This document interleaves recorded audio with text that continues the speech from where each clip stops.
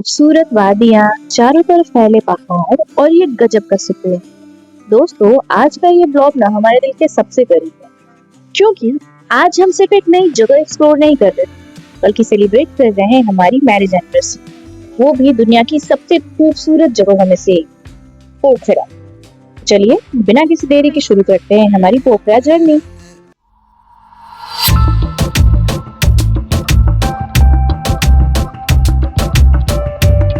तो हमारी जर्नी शुरू होती है इंडिया से। शाम तक हम नेपाल के चितवन पहुंच गए, जहां मेरे मम्मी पापा रहते हैं। पूरे सफर के बाद घर पहुंचने का जो सुकून होता है ना, उसकी बात ही अलग है। वहां एक प्यारी सी शाम बिताने के बाद अगली सुबह हम निकल पड़े पोखरा की तरफ। और बिलीव मी, ये ट्रिप हमें बिल्कुल भी डिसअपॉइंट नहीं करने वाली थी। रास्ते इतने ब्यूटीफुल थे कि बार बार कैमरा निकालने का मन कर रहा था। हम पहाड़ों और बादलों के बिल्कुल करीब से गुजर रहे थे। रास्ते में हम ब्रेकफास्ट के लिए रुके, थोड़ा नाश्ता किया, चाय पी और फिर निकल पड़े। हर मोड़ पे एक नया व्यू मिल रहा था और सच कहूँ तो ऐसा लग रहा था कि नेचर हमारे लिए अपना बेस्ट वर्जन दिखा रहा हो। कुछ घंटों के सफर के बाद हम फाइनली पोखरा पहुंच गए, फ्रेश हुए, लंच किया और बिना टाइम वेस्ट किए निकल पड़े अपने पहले डेस्टिनेशन की तरफ। हमने हमारे पूरे सफर के लिए प्राइवेट कैब बुक कर ली थी। वहां सामने पहाड़ी पे ऊपर महादेव की स्टैचू दिख रही है ना, हाँ वहीं जाना है हमें, कुमदीकोट महादेव। वैसे मुझे रास्ते के व्यूज दिखाए बिना सीधे डेस्टिनेशन को कूदना पसंद नहीं है, क्योंकि यार कभी कभी सफर भी मंजिल जितना ही खूबसूरत होता है। जैसे जैसे हम ऊपर जा रहे थे, बादल हमारे पास और पास आते जा रहे थे और नीचे दिख रही थी घनी बस्तियां। मुझे लगा था कि ऊपर सिर्फ महादेव की एक बड़ी सी मूर्ति होगी, मंदिर होगा, लेकिन वहां तो पूरी की पूरी वाइब्रेंट बस्ती थी। शॉप्स, होटल्स, कैफे, मार्केट, सब कुछ था। और फिर सामने नजर आए हमारे महादेव। यार लाइफ में कितनी बार हम पीस ढूंढने निकलते हैं ना, म्यूजिक सुनते हैं, भीड़ में जाते हैं, दोस्तों से मिलते हैं, पर कुछ जगह ऐसी होती है जो आपको चुप करा देती है। लिटरली पोखरा के इस महादेव स्टैचू के सामने जब मैं खड़ी थी, एग्जैक्ट यही हुआ। It wasn't just about the beauty of the mountain या ये स्टैचू कितनी मैसिव है। नो, एक अलग ही हैवी पर सुकून वाली एनर्जी थी यहाँ, जैसे दिमाग का सारा शोर एक सेकेंड में बंद हो गया हो। खेल सारा वाइब का है। वहां बैठकर ना कोई कल की टेंशन थी, ना फालतू की चिंता, just a pure feeling of being present. मुझे नहीं पता इस फीलिंग को सही शब्दों में कैसे बोलते हैं, पर अगर कभी पोखरा आओ ना तो यहाँ थोड़ी देर अकेले जरूर बैठना, यू विल फील टू।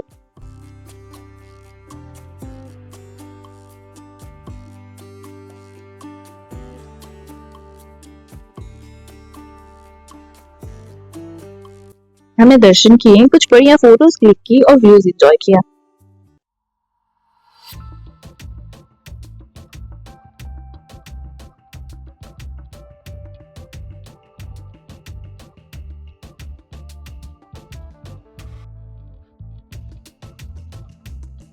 और सामने वहां दूर दूसरी पहाड़ी पे वर्ल्ड पीस पगोड़ा भी दिख रहा था।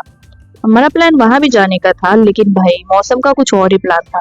अचानक बारिश शुरू हो गई और क्योंकि पापा हमारे बाइक से थे तो हमें जल्दी नीचे निकलना पड़ा। नीचे आकर हम सबसे पहले देवीज फॉल गए। इसके ठीक बाद हम गए गुप्तेश्वर महादेव केव के अंदर।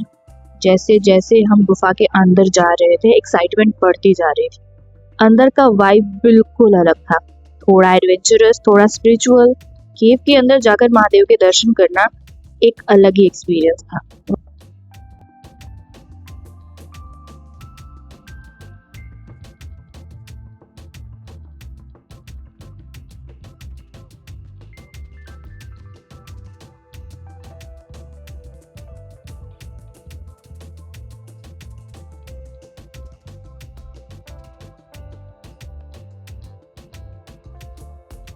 वहाँ थोड़ा टाइम स्पेंड करने के बाद हम बाहर आए। तब तक काफी वॉक हो चुकी थी और थोड़ी थकान भी फील होने लगी थी। मौसम भी फिर से क्लाउडी हो गया था, तो हम सीधे रूम पर आ गए। तो फिर हमारा प्लान एकदम सेट था। सुबह 4:45 बजे सारंगपुर व्यू टावर पहुंचकर सनराइज देखना था, लेकिन रात भर बारिश होती रही, सुबह तक रुकने का नाम नहीं था। मैं बार बार उठ के चेक कर रही थी कि बारिश खत्म हुई या नहीं। हम सनराइज मिस नहीं करना चाहते थे, लेकिन वेदर के आगे किसकी चलती है। खैर, सुबह 9 बजे बारिश थोड़ी कम हुई तो हमने नाश्ता किया और निकल पड़े। आज हम जिस पहाड़ी पे जा रहे थे वहां से पूरा पोखरा 360 डिग्री दिखता है।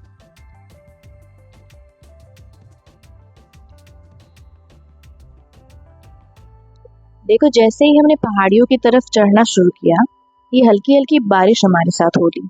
And honestly, this is the best thing ever. Normal धूप वाले दिन तो सब जाते हैं, बट ये हल्की बारिश है ना, इसने पूरी वाइब को एकदम एस्थेटिक बना दिया था। टैक्सी स्टॉप पे पहुंचने के बाद ऊपर जाने के दो रास्ते थे, एक सीढ़ियों वाला और एक नॉर्मल वॉकिंग पाथ। तो हमने वॉकिंग रूट चूज किया। पूरे रास्ते मस्ती करते, रील्स बनाते और फोटोज क्लिक करते हुए हम आगे बढ़े। ऊपर आते ही हमारा फर्स्ट स्टॉपेज था माता जी का मंदिर। पहाड़ों के बीच में ये जगह इतनी पीसफुल है कि यहाँ आकर एकदम सोल सूदिंग वाली वाइब आती है। बारिश की वजह से यहाँ का माहौल और भी डिवाइन लग रहा है। चलो थोड़ा ब्लेसिंग लेते हैं और चलते हैं नेक्स्ट लेवल पे।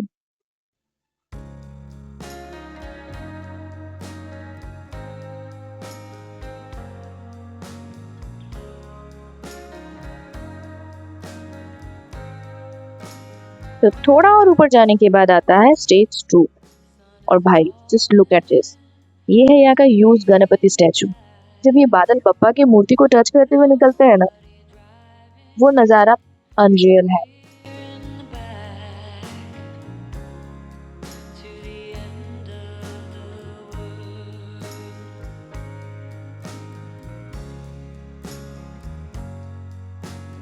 फाइनली सारी चढ़ाई और क्रेजी बारिश को एंजॉय करते हुए हम पहुंच चुके हैं एंड गेम पर, द व्यू टावर। 3 फ्लोर ऊपर चढ़ने के बाद जो नजारा दिखा ना, उसे मेरा कैमरा पूरी तरह कैप्चर ही नहीं कर सकता। एंड परफेक्ट सनराइज तो नहीं मिला, लेकिन हम बादलों के ऊपर खड़े थे एंड बिलीव मी, ये एक्सपीरियंस किसी परफेक्ट सनराइज से कम नहीं था।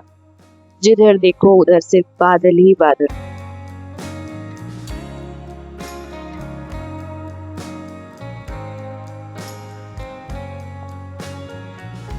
और गाइस, इसी जादुई जगह पे हमने सेलिब्रेट की हमारी एनिवर्सरी। सच कहूँ तो मैं शब्दों में बयान नहीं कर सकती कि क्या फीलिंग थी। इतने ऊपर पहाड़ों पर चारों तरफ से बादलों से घिरे हुए, ये सच में मेरे लिए एक ड्रीम डेस्टिनेशन था। ऑनेस्टली, पहाड़ों के बीच बादलों की चादर के ऊपर, this was my kind of date.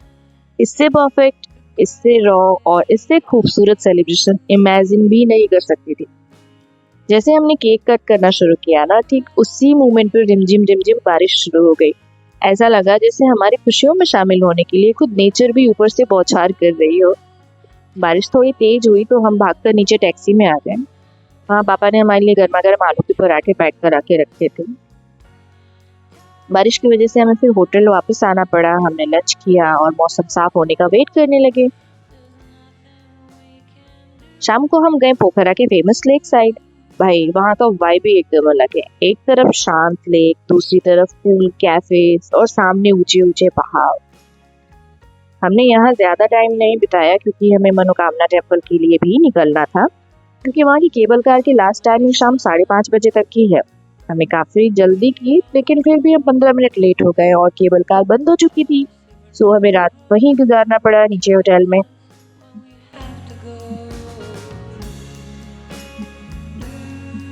अगली सुबह जैसे ही केबल कार सर्विस शुरू हुई, हम तुरंत निकल पड़े।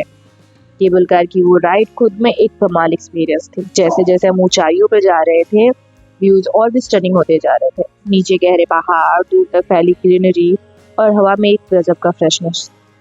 वैसे मनोकामना मंदिर से मेरा एक अलग ही कनेक्शन है। मैं अपनी फैमिली के साथ पहले भी यहाँ 2 बार आ चुकी हूँ, लेकिन इस बार की विजिट बहुत ही ज्यादा स्पेशल थी क्योंकि मेरे हस्बैंड और मेरी बेबी के साथ ही मेरा पहला विजिट था।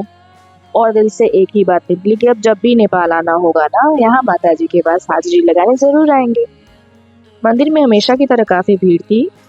मेरी फैमिली लाइन में लगे हुए थे, मैं और बेबी बाहर थे। जब लाइन नजदीक आ जाती तो हम भी उन्हें ज्वाइन करने वाले थे।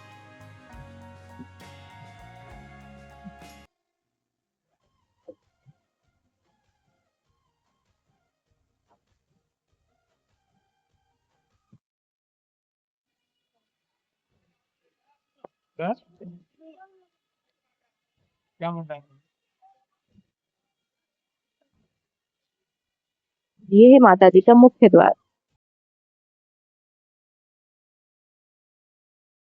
ये सिर्फ एक मंदिर का गेट नहीं था, ये वो दरवाजा है जहाँ आपको सीधा माता रानी के पास उस स्पिरिचुअल दुनिया में जाना होता है।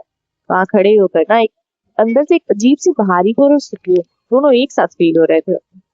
जब आप अपनी पूरी दुनिया यानी अपनी पूरी फैमिली के साथ अपने बच्चे को लेकर ऐसी जगह पे खड़े होते हो ना, तो आपकी जुबान बंद हो जाती है। आप कुछ मांगते नहीं हो, बस एक सरेंडर वाली फीलिंग आती है कि माँ अब बस सब संभाल लेना। वो जो थॉटलेस स्टेट होती है ना, जहाँ दिमाग में कोई शिकायत नहीं होती, सिर्फ ग्रेटिट्यूड होता है, वो महसूस हुआ वहाँ। कभी कभी कुछ जगहों पर जाकर आपको बिना किसी रीजन के बहुत अच्छा लगने लगता है। हमारे साथ भी बिल्कुल ऐसा ही हुआ।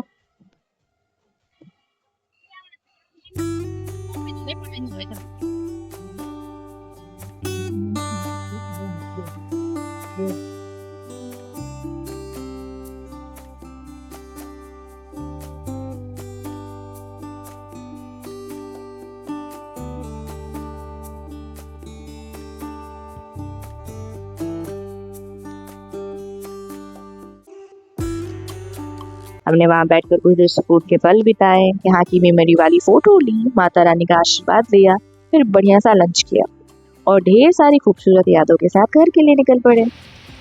तो दोस्तों, ये थी हमारी एक बेहद खूबसूरत, थोड़ी सी अनप्रिडिक्टेबल लेकिन लाइफ की सबसे यादगार एनिवर्सरी ट्रिप। बारिश ने हमारे कुछ प्लान जरूर बदले, लेकिन जो मेमोरीज हमें मिली ना, वो हमेशा हमारे दिल के करीब रहेंगी। अगर आपको हमारा ये एनिवर्सरी ब्लॉग पसंद आया हो तो वीडियो को लाइक करना, चैनल को सब्सक्राइब करना। मिलते हैं आपसे अगले सफर में, तब तक के लिए बाय बाय।